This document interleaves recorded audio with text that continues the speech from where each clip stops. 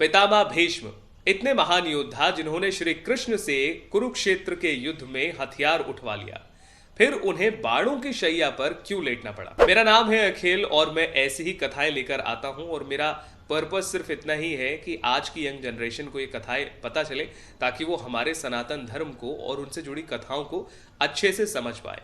पिछली बार मैंने जो वीडियो पोस्ट की उसमें मैंने जो कथाएं बताई उनमें से एक कथा आप सभी लोग जानना चाहते थे, वो थी पितामह भीष्म की।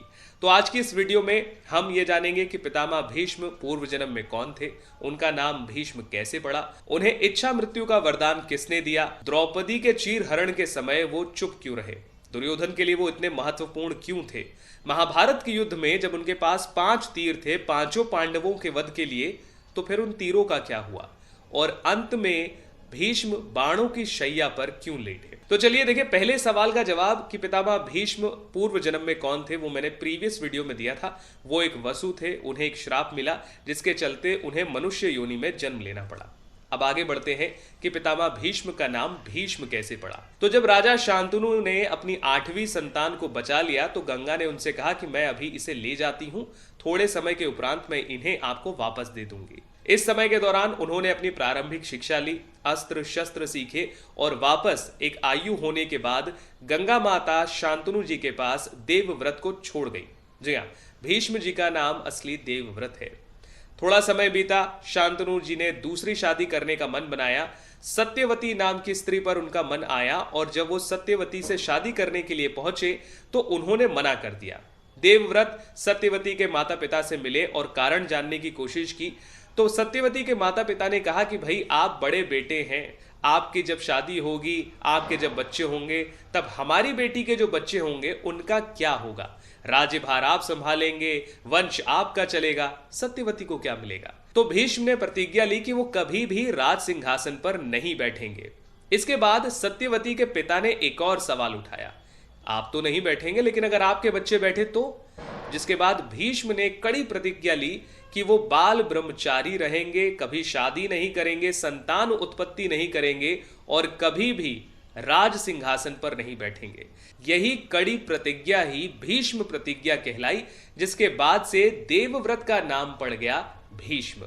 देवव्रत की इस भीष्म प्रतिज्ञा के बाद सत्यवती के माता पिता ने सत्यवती का विवाह राजा शांतनु से करवा दिया और राजा शांतनु बड़े प्रसन्न हुए। उन्होंने अपने बेटे भीष्म को इच्छा मृत्यु का वरदान दिया कि जब तुम चाहोगे तभी तुम्हारी मृत्यु होगी। भीष्म जी की एक और कथा बड़ी प्रचलित है कि जब राजा शांतनु के 2 बेटे हुए, चित्रांगद और विचित्रवीर्य, तो सबसे पहले चित्रांगद को राज्यभार सौंपा गया, लेकिन यक्षों के साथ युद्ध में उनकी मृत्यु हो गई और बाद में विचित्रवीर्य जो छोटी आयु के थे, एक सही आयु आने के बाद उन्हें राज्यभार सौंपा गया, लेकिन ये थोड़ा इनकी तबीयत खराब रहती थी। जब बात हुई कि भाई विचित्रवीर्य की शादी करवाई जाए तो ऐसे बीमार व्यक्ति के साथ कोई अपनी बेटी की शादी क्यों ही करे। सत्यवती इस बात से परेशान थी, उन्होंने भीष्म से इसके बारे में कहा तो भीष्म को तो पता लगा कि काशी नरेश की 3 पुत्रियां हैं जो इस समय विवाह योग्य हैं और उनका स्वयंवर हो रहा है। इनका नाम था अंबा, अंबिका और अंबालिका। भीष्म काशी नरेश के यहाँ पहुंचे, स्वयंवर से तीनों कन्याओं का हरण किया और वापस हस्तिनापुर लेकर आए।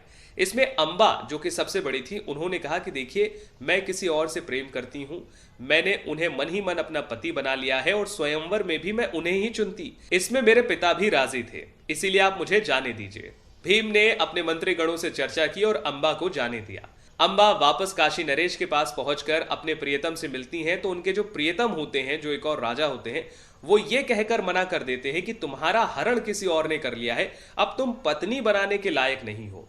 अंबा वापस भीष्म के पास आती हैं, कहती हैं मुझे वापस आप यहां पर रख लीजिए, मैं शादी करने के लिए तैयार हूं। जिस पर भीष्म कहते हैं कि देखिए विचित्रवीर की शादी हो गई है और मैं शादी कभी करूंगा नहीं, ऐसे में तुम जहां से आई हो वहीं चली जाओ। अंबा बहुत परेशान होती हैं और इसके बाद की जो अंबा की कहानी है वो अलग वीडियो में कभी मैं आपको बताऊंगा। अभी हम लोग भीष्म जी के बारे में बात कर रहे हैं। तो भीष्म विचित्रवीर्य की शादी करवाते हैं अंबिका और अंबालिका से। अच्छा, क्योंकि विचित्रवीर्य की तबीयत हमेशा खराब रहती है, इसीलिए वो भी संतान उत्पत्ति से पहले ही मृत्यु को प्राप्त होते हैं।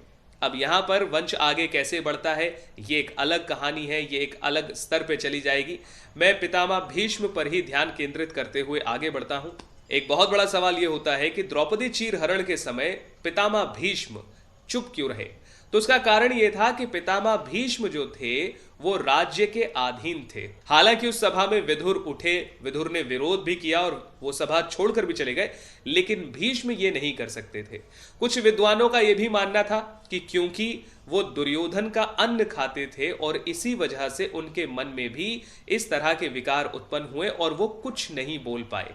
तो ये हुआ द्रौपदी चीरहरण की बात। अब आगे बढ़ते हैं। बताया यह जाता है कि महाभारत का जब युद्ध शुरू हुआ तो पितामह भीष्म के पास 5 ऐसे बाण थे जिनसे वो पांडवों का वध कर सकते थे। इन बाणों का क्या हुआ?